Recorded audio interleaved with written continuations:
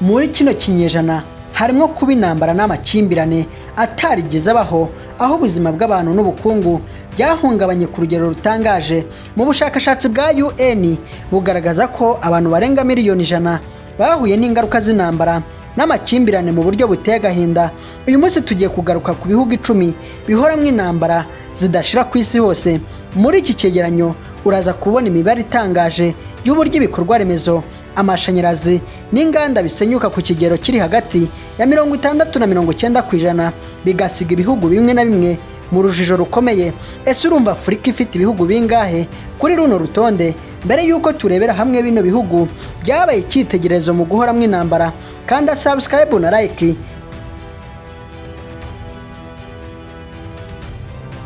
Ku mwanya wa 10 turasanga igihugu cya Irani. Irani ni igihugu gifite ubuso bungana na miliyoni 1 n'ibihumbi 648 n'ijana km². Irani ntabwo iri mu ntambara y'imbere mu gihugu gusa, ahubwo yinjiye mu ntambara yeruye n'igihugu cya Israel na Leta Zunze Ubumwe za Amerika. Iyi ntambara irimo gutera ibibazo bitewe n'ibitero by'indege n'ibisasu bya kirimbuzi byibasiye imijyi nka Teherani na Isfahan, bigahitana abantu benshi n'ibikorwa remezo by'ingufu za kirimbuzi.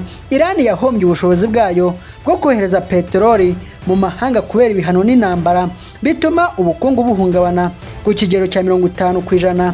Ubushakashatsi bwa CIPRI bwerekana ko Irani yakoresheje asaga miliyari 30 z'amadolari y'abanyamerika, bituma amahanga atangira gutangarira aya mafaranga.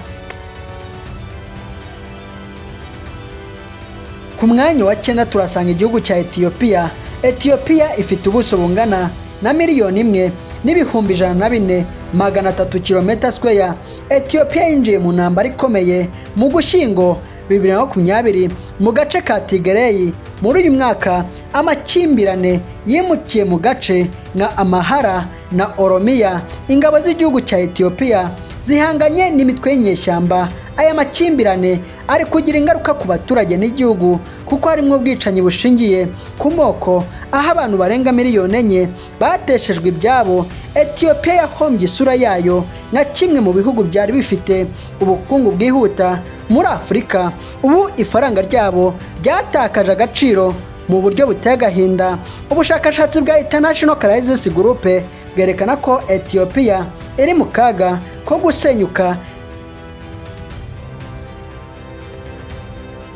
Ku mwanya wa 8 turasanga igihugu cya Somalia. Somalia ifite ubuso bungana n'ibihumbi 627,657 km². Imaze imyaka irenga 30 mu ntambara, ariko umutwe wa Al-Shabaab watangiye guhangana n'ingabo za leta mu mwaka wa 2006. Muri uyu mwaka intambara iracyakomeje hagati y'ingabo za leta n'umutwe wa Al-Shabaab. Iyi ntambara iri gutera ingaruka ku baturage no gusenywa kw'imijyi nka Mogadishu, aho abantu babarirwa mu bihumbi bicwa buri mwaka n'ibisasu n'amapfa akabije. Somalia yahombye amahirwe yo kwiteza imbere mu bukungu bw'inyanja, kuko imirwano iyibuza kubyaza umusaruro w'ubutunzi buhishe mu mazi yayo. Ibigo nka World Bank bigaragaza ko Somalia aricyo gihugu cyamaze igihe kirekire mu ntambara muri Afurika. Ingano y'abantu bakuwe mu byabo n'imirwano n'amapfa muri uyu mwaka wa 2026 barenga miliyoni 3, bigatuma umutekano mu ihembe rya Afurika uba nk'ikintu kibabaje. Ku mwanya wa 7 tuhasanga igihugu cya Syria. Syria ifite ubuso bungana n'ibihumbi 185 n'ijana km². Imaze imyaka irenga 15 mu ntambara. Yatangiye muri Werurwe 2011 nyuma y'aho umutwe wa Hitisi ufatiye imijyi ikomeye nka Damasi. Mu mpera za 2025 ubutegetsi bwa Bashir al-Assad bwakuwe n'umutwe wa Hitisi. Iyi ntambara ihora muri Syria imaze guhitana abantu barenga miliyoni 1 kuva intambara yatangira, naho abasaga miliyoni 12 bari hanze y'igihugu n'impunzi. Syria yahombye ubuzima bwose kuko ubukungu bwayo bwasubiye inyuma imyaka 50, naho ibikorwa remezo by'amateka byasenyutse burundu. Ibi bituma Syria iba igihugu gifite umubare munini w'impunzi ku isi yose mu kinyejana cya 2021. Ku mwanya wa gatandatu turasanga igihugu cya Palestine, agace ka Gaza gafite ubuso buto cyane bungana na 365 km². Iki gihugu cyagiye mu ntambara yeruye kuwa 7 Ukwakira 2023 hagati y'umutwe wa Hamas n'ingabo za Israeli. Iyi ntambara yabaye ya kinyamaswa, aho muri uyu mwaka Gaza isa nk'iyazimye ku ikarita kuko 80% by'amazu yose yasenywe burundu. Abaturage b'Abanyapalestine barenga 45,000 barishwe, abenshi bakaba ari abagore n'abana nk'uko UNRWA ibivuga. Igihugu cyahombye uburyo bwose bwo kubaho, aho amavuriro, amashuri n'inganda byahindutse ivu, bituma Gaza ihinduka irimbiri igezweho ku isi hose. Ibigo by'ubushakashatsi bigaragaza ko ingaruka z'intambara zishobora guhitana abantu barenga 180,000 mu myaka 5 iri imbere. Bakongera bakagaragaza ko ingano y'amafaranga akenewe muri Gaza yonyine arenga miliyari 50 z'amadolari y'Abanyamerika. Akaba aricyo gihugu gifite ubuso buto cyanyuzemwo ibisasu byinshi kurusha ibindi ku isi. Ku mwanya wa gatanu turasanga igihugu cya Ukraine. Ukraine ifite ubuso bungana n'ibihumbi 623,628 km². Yagabweho igitero n'Uburusiya kwa 24 Gashyantare 2022. Iyi ntambara ikaba iri guhanganisha ingabo za Ukraine zishyigikiwe n'ibihugu bya NATO n'ingabo z'Uburusiya zikoresha intwaro zigezweho zirimo misile. Iyi ntambara iri kugira ingaruka ku baturage mu buryo buteye agahinda, aho abasivile barenga 15,000 bishwe nabi mu buryo buteye agahinda, naho abasirikare barenga 1,000,000 ku mpande zombi bakaba bamaze kugwa ku rugamba. Igihugu cya Ukraine cyatakaje hafi 20% by'ubutaka bwacyo, naho imijyi ya Ukraine yahindutse amatongo burundu nk'uko ikigo gishinzwe iby'intambara ISW kibivuga.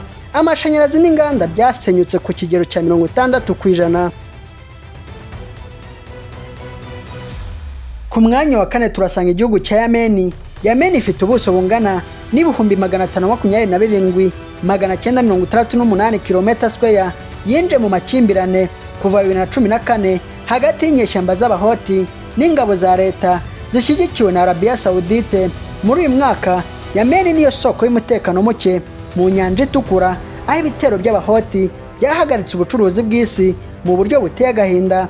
Iyi ntambara iri kugira ingaruka ku baturage n'isi muri rusange, aho abaturage barenga 20,000,000 bakeneye ubufasha bw'ibiribwa, naho indwara nka kolera n'ubumuga byibasiye abana barenga 2,000,000. Ubushakashatsi bwa UN Development Program bwerekana ko Yemen yasubiye inyuma imyaka 25 mu bijyanye n'iterambere rya muntu, ku buryo ingano y'ibyahombye mu bucuruzi bw'amahanga n'ubworozi bibarirwa muri miliyari zisaga 150 z'amadolari.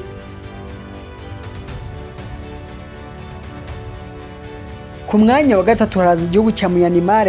Myanmar ni igihugu giherereye ku mugabane wa Aziya, kikaba gifite ubuso bungana n'ibihumbi 676,578 km². Cyinjiye mu ntambara muri Gashyantare 2021, aho ingabo z'ubutegetsi bw'igisirikare cya Myanmar zihanganye n'imitwe y'inyeshyamba zishyize hamwe n'ingabo zirwanya leta. Iyi ntambara iri kugira ingaruka ku baturage, aho ingabo za leta zikoresha ibitero by'indege mu gutwika imidugudu y'abasivile, bituma abantu barenga 3,000,000 bava mu byabo. Myanmar yahombye amahirwe yose y'ishoramari mpuzamahanga, ku buryo ubukungu bwasubiye inyuma ku kigero cya 20% mu myaka 3 gusa. Ubushakashatsi bwa ACLID bwerekana ko Myanmar aricyo gihugu kirimo intambara irimo udutsiko twishi.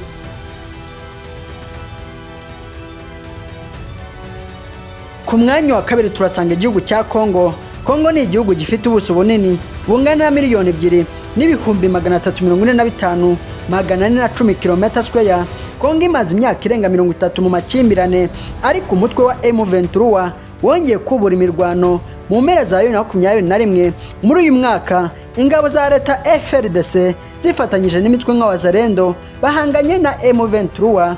Iyi ntambara iri kugira ingaruka ku baturage, aho abantu barenga 8,000,000 bakuwe mu byabo, mu gihe abandi bapfa buri munsi. Ibigo nka Human Rights Watch bigaragaza ko ubugizi bwa nabi bushingiye ku gitsina bwiyongereye cyane muri Kivu y'Amajyaruguru n'iy'amajyepfo. Mu mpera za 2025 inzara yibasiye abaturage barenga miliyoni 25 bituma igihugu cya Congo kiba igihugu gifite umubare munini w'abakeneye ibiribwa ku isi. Ku mwanya wa mbere turasanga igihugu cya Sudani. Sudani ni igihugu gifite ubuso bungana na miliyoni 1,861,484 km². Sudani yishoye mu ntambara yeruye kuwa 15 Mata 2023 hagati y'ingabo za leta n'umutwe wa RSF. Kuva icyo gihe iki gihugu cyahindutse isibaniro y'ubwicanyi bushingiye ku moko mu gace ka Darfur, aho amakuru ya UN yerekana ko abantu barenga miliyoni 14 bateshejwe ibyabo, abaturage bicwa n'inzara ku kigero cya 40%, naho abana babarirwa mu bihumbi bicwa n'indwara zidafite imiti kubera isenyuka ry'amavuriro ku kigero cya 70%. Ubukungu bwa Sudani bwarasenyutse burundu, aho ifaranga ryataye agaciro ku buryo buteye ubwoba. Ibindi bikorwa remezo mu murwa mukuru wa Katoni byahindutse umuyonga. Ibigo by'ubushakashatsi bigaragaza ko muri uyu mwaka Sudani aricyo gihugu gifite ikibazo cy'ubutabazi bukomeye ku isi.